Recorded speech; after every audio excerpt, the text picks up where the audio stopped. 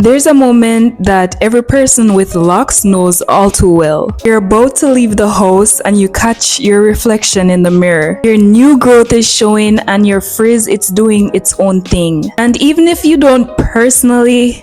Oh!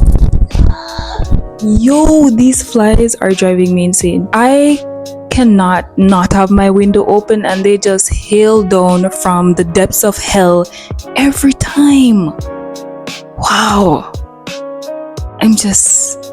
Let's get back to the video because I'm gonna crash out. And even if you don't personally believe you look bad, something inside still whispers, do I look unkempt to other people? Not because you think you're messy, but because you know that the world conditioned us to believe that anything that isn't sleek and tamed and fully polished and perfectly in place and tucked and neat is some sign that maybe you aren't taking care of yourself. And just being out in public with no retwist, your hair looking crazy it's not for the weak, and it takes a lot of courage. But this video is for that version of you that feels a silent insecurity just being out in public with no retwist, with your hair growing through that transformational phase. Like if you're between 1 to 12 months of your journey and it's difficult to like really put yourself out into society going through a lock journey, and I understand the feeling. But here's something that people don't understand. When your locks are thick, frizzy, and thick at the roots, that feeling of insecurity rarely comes from like within us ourselves, because we've been taught that to be presentable you have to look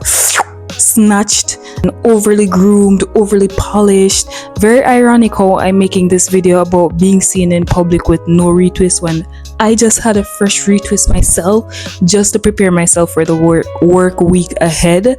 So it's like, girl, you're not even. But let me tell you, I go to work 90% of the time with my hair unretwisted because 1, I'm lazy, and 2, I genuinely at this point in my lock journey, of course, don't care if I always have a retwist or not, or if people think, well, she doesn't take care of herself, look at her hair because I have no retwist. Just feels a bit awkward when your hair is doing its own thing. Suddenly you feel like everyone's staring at you. Locks challenge that conditioning, like that social construct of how you need to look presentable.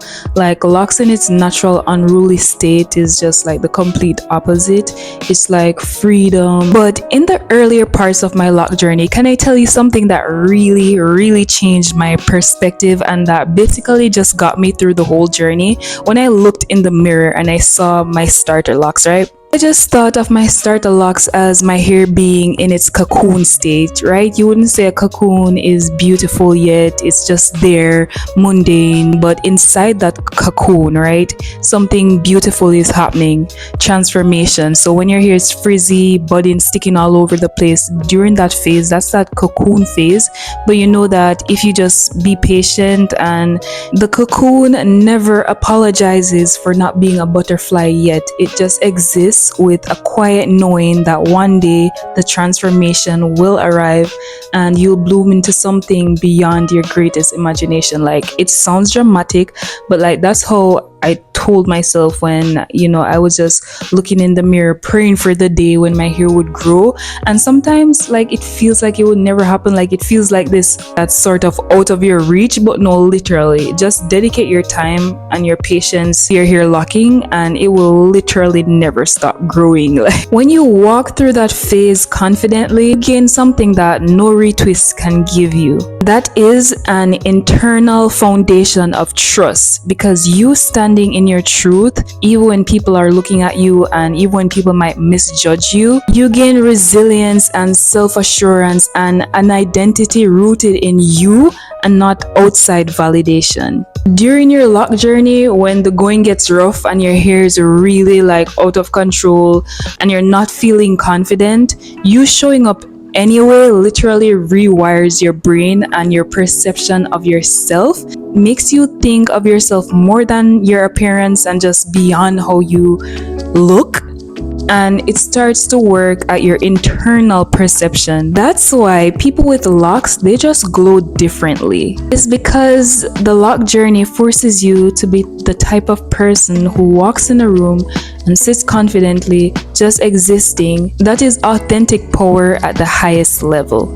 Finally, once you're out of that cocoon phase, then you're untouchable. Because then you learn that beauty isn't defined by neatness, it's defined by growth, patience, the refusal to stop shrinking yourself based on other people's opinions. And eventually, when you're further down in your lock journey, you'll see why all of that was necessary.